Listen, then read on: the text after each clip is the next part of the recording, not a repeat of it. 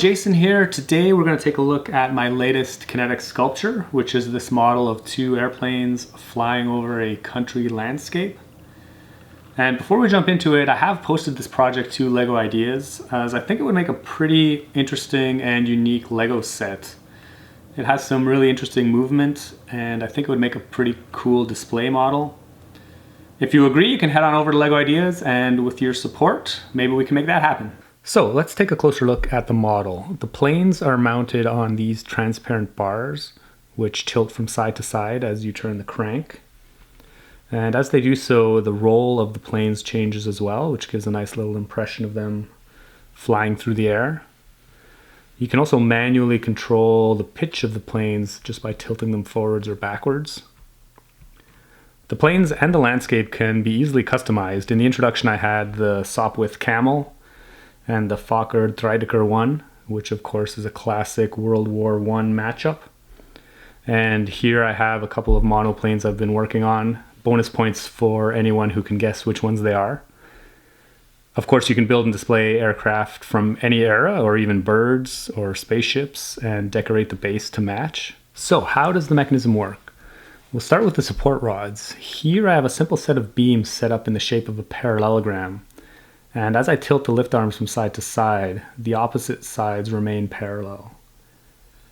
But if I shorten the distance between the pins connecting the tops of the lift arms, we now have a trapezoid, and as I tilt the lift arms from side to side, that top beam will also tilt, which is what gives the planes the nice little roll as they move from side to side. The geometry is the same in the final model. I've just changed the lift arms to these transparent bars and connected some Technic pieces onto the ends of them.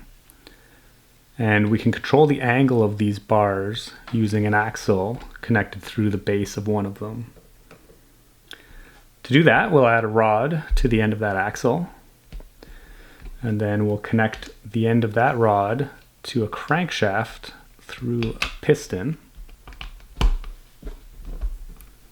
so that as we rotate the crankshaft, the piston moves the rod from side to side, which transfers the motion to the support bars.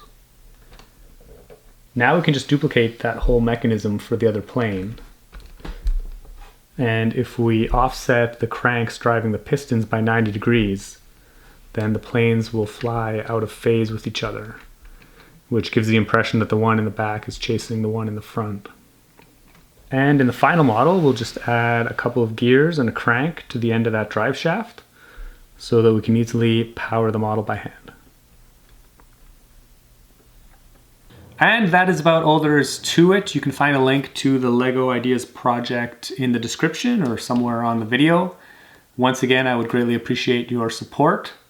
I do plan to build a couple other different themed versions of this, probably a science fiction one and maybe a more natural one with birds flying. So stay tuned for those. As always, thanks for watching, keep on building, and I'll see you next time.